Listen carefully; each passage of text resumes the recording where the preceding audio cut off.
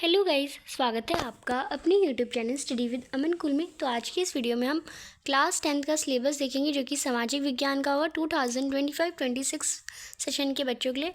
तो सबसे पहले हम आपकी बुक्स का नेम देख लेते हैं। इतिहास की बुक है भारत व समकालीन विश्व का पार्ट 2। भूगोल की आपकी बुक का नाम समकालीन भारत 2 है।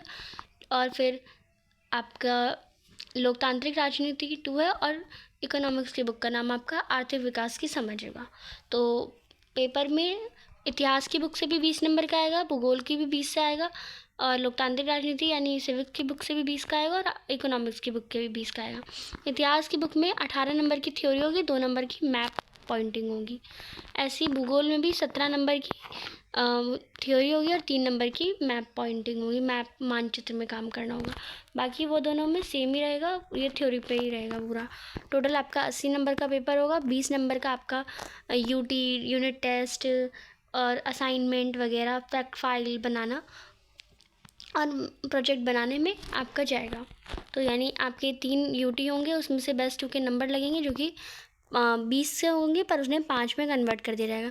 तो 5 मिला के 10 नंबर का आपका यूटी हो जाएगा, 5 नंबर का आपका असेसमेंट हो जाएगा और 5 नंबर का आपका प्रोजेक्ट हो जाएगा। नेक्स्ट यहाँ पे आगे हम देखते हैं।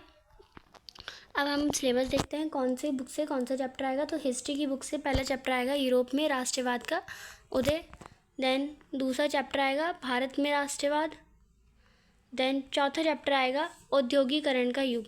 पर इस चैप्टर को सिर्फ आपका ये मिड टर्म एग्ज़ाम में यानी मध्यावधि परीक्षा में आएगा, और जो आपका यूनिट टेस्ट आप देंगे, जो आपके टीचर्स लेते हैं ना, जुलाई में लेते हैं, अप्रैल में लेते हैं, वो उन्हीं टेस्ट में उन्हीं में आएगा। बाकी ये फाइनल टर्म में फाइनल जो आपका पेपर होगा जिसमें सारे ही चैप्टर आएंगे, मिड टर्म से पहले के चैप्टर, मिड टर्म के बाद के चैप्टर, उसमें ये चैप्टर नहीं आएगा फाइनल टर्म में। नेक्स्ट लोकतांत्रिक राजनीति वाली बुक से आपका पहला चैप्टर आएगा सत्ता की साझेदारी। दूसरा चैप्टर आएगा संघवाद। तीसरा चैप्टर आएगा जाति धर्म और लैंगिक मसले। फिर आपका समकालीन भारत वाली बुक से आपका संसाधन एवं विकास आएगा।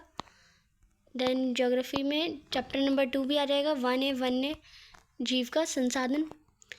चैप्टर नंबर 3 आएगा जल संसाधन।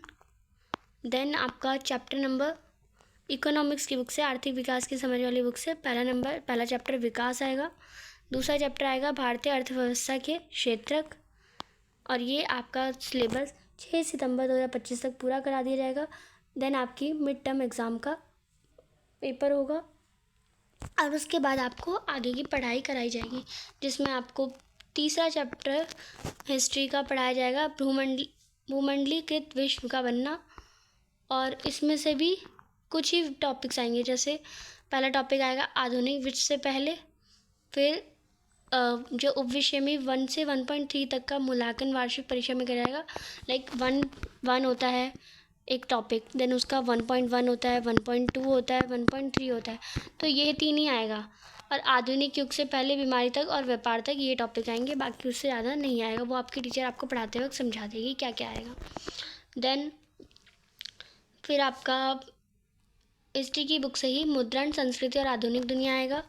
देन आपका सिविक्स की बुक से चैप्टर नंबर 4 राजनीतिक दल।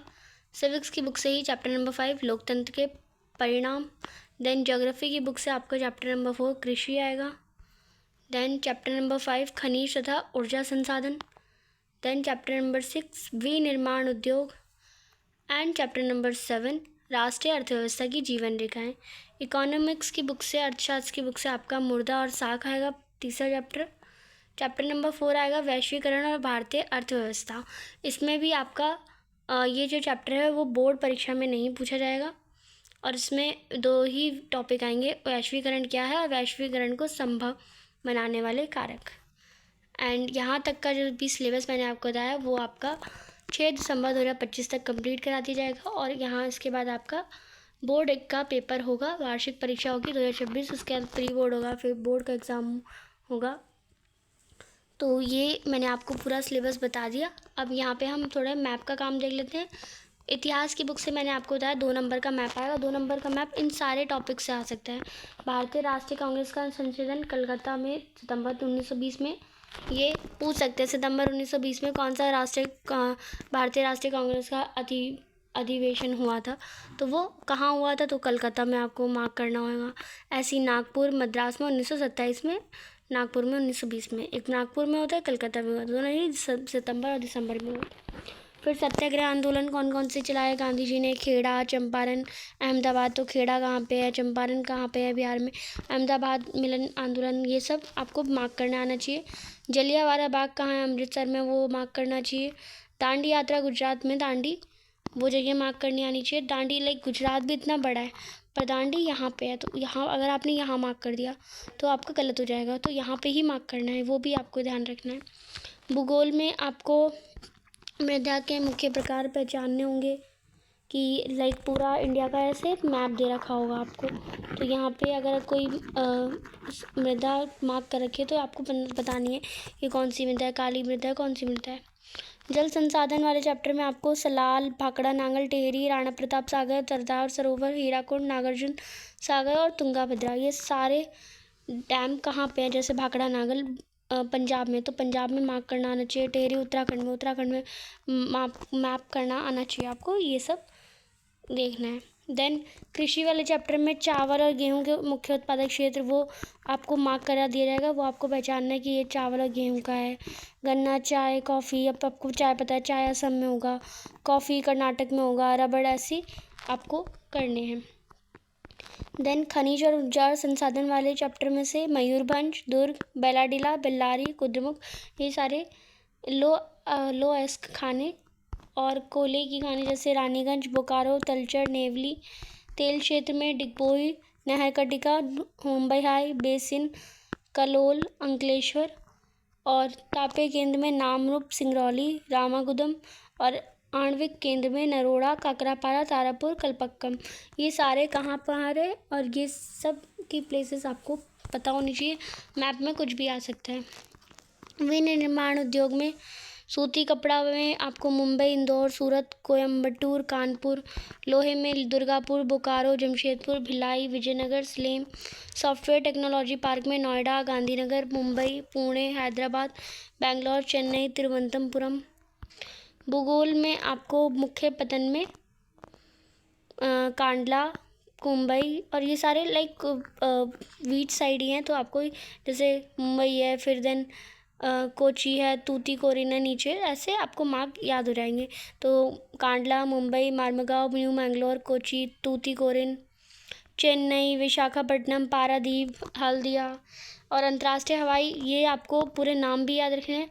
जैसे लाइक आपको पूछ सकते हैं अमृतसर में कौन सा अंतर्राष्ट्रीय हवाई पतन है, तो वो राजशाही श्री गुरु रामदास जी। ये आपको पूरा अमृतसर में यानी पंजाब में पूरा मैप करके लिखना भी होगा, तो पूरा नाम भी याद होना चाहिए आपको, क्योंकि कुछ बच्चे ये कर लेते हैं दिल्ली में इंदिरा गांधी, या फिर दिल्ली एक अंतर्राष्ट्रीय हवाई दिल्ली में, मुंबई में, चेन्नई में, ऐसे याद कर लेते हैं, बट उसका नाम भी आपको, जैसे दिल्ली में इंदिरा गांधी याद हो जाएगा, मुंबई में छत्रपति शिवाजी है, ये भी चलो याद हो जाएगा, चेन्नई में क्या है, मीनमबक्कम, कोलकाता में नेताजी। आपको ये याद नहीं आया तो ये याद करना ज़रूरी है। कोलकाता में नेताजी सुभाष चंद्र बोस, हैदराबाद में राजीव गांधी। तो ये सारे मैप आपको हवाई पतन याद करने हैं। देन ये हमने मैप का भी सारा काम, मैंने वर्क आपको समझा दिया। देन किस टाइप के क्वेश्चन पूछे जाएंगे और किस टाइप का पैटर्न होगा। 20 नंबर के MCQ होंगे, एक मार्क्स के एक क्वेश्चन, तो 20 नंबर के MCQ। फिर आपके 4 क्वेश्चन होंगे 2 मार्क्स के 8 नंबर। देन आपके 5 क्वेश्चन होंगे 3 मार्क्स के 15 नंबर। देन आपकी 4 केस बेस्ड स्टडी होगी, 3 केस बेस्ड स्टडी होगी 4 नंबर की, तो 12 मार्क्स। देन आपके 4 क्वेश्चन होंगे 5 मार्क्स के, तो 20 मार्क्स।